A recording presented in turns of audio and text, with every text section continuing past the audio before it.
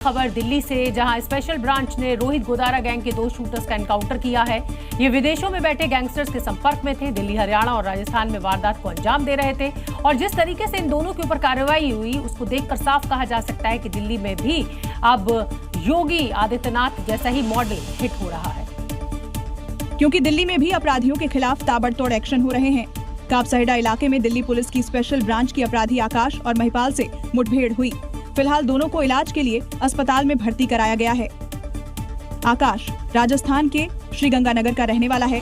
गुजरात में अपहरण के एक मामले में फरार चल रहा था। इसके ऊपर 20,000 रुपए का इनाम भी था। ये रोहित गोदारा और गोल्डी बराड के गैंग से भी जुड़ा था। महिपाल भी राजस्थान के भरतपुर का रहने वाला है। आकाश के साथ जुड़कर काम कर रहा था।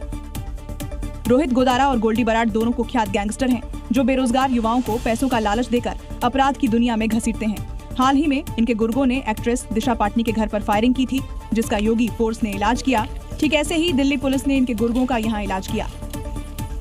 साइबर सिटी गुरुग्राम में भी अब योगी आदित्यनाथ वाली सुरक्षा गारंटी की शुरुआत होने जा रही है। हाल ही में लखनऊ के प्रमुख चौराहों पर योगी आदित्यनाथ की सरकार ने पैनिक बटन शुरू कराए थे और अब यूपी के नक्शे कदम पर चलते हुए गुरुग्राम में भी 70 जगहों पर SOS मशीनें लगाई जाएंगी, जिन्हें 112 से जोड़ा जाएगा। और आपात स्थिति पर यूपी में लगे पैनिक बटन, जैसे गुरुग्राम की सड़कों पर लगने वाले सेफ्टी आइलैंड, बटन दबाते ही पुलिस को जानकारी मिल जाएगी। साइबर सिटी में 70 जगहों पर इन video based emergency call point को इंस्टॉल किया जा रहा है, जो 24 घंटे 7 दिन सेवा में रहेंगे। गुरुग्राम में सुरक्षा चक्र को मजबूत करने के लिए गुरुग्राम पुलिस ने video based emergency call point लगाने का निर्णय लिया है। गुरुग्राम महानगर विकास प्राधिकरण GMDA के सहयोग से ट्रैफिक पुलिस इस योजना को परवान चढ़ा रही है। ट्रैफिक टावर में इसका ट्रायल भी किया गया। इस योजना से गुरुग्राम में भी योगी वाली सुरक्षा गारंटी तो सुनिश्चित होगी ही, लोगों को परेशानी में फौरन हेल्प भी मिलेगी।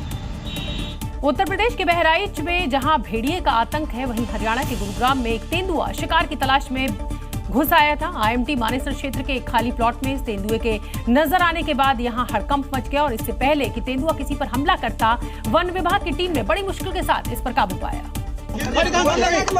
जो अब पिंजरे में कैद है, ट्रैंक्विलाइजर लगने से बेहोश है, लेकिन पिछले कुछ दिनों से यहाँ के लोग दहशत में थे, क्योंकि तेंदुए के देखे जाने की चर्चा इलाके में लगातार हो रही थी। लेकिन जब उसकी मौजूदगी की पुष्टि हो गई, तो वन विभाग की टीम ने पूरे इलाके की घेराबंद कर दी। जाल, पिंजरा और ट्रैंक्विलाइजर गन के साथ विभाग के निशानेबाज भी मौके पर तेंदुए को काबू करने में जुट गए, जिसे देखने के लिए छतों पर भारी संख्या में भीड़ उमड़ पड़ी।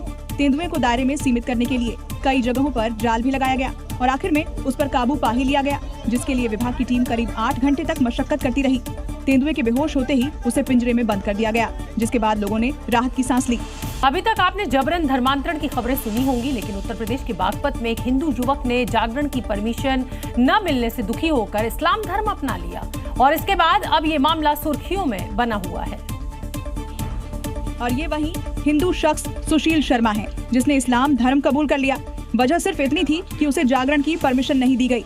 इससे वो इतना आहत हो गया कि उसने न सिर्फ इस्लाम कबूला, बल्कि मस्जिद में जाकर नमाज भी अता की। आपने धर्म परिवर्तन कर लिया?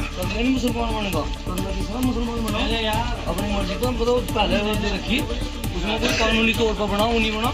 अच्छा। शख्स ने बकायदा एफिडेविट देकर मुस्लिम धर्म अपनाने की बात कही, जिसके बाद पूरे इलाके में धर्मांतरण का ये मामला सुर्खियों में बना हुआ है। धर्मांतरण की खबर लगते ही मौके पर पुलिस प्रशासन की टीम पहुंची। पुलिस ने युवक से पूछताछ भी की है, लेकिन शख्स का कहना है कि वो अपनी मर्जी से इस्लाम कबूल कर रहा है।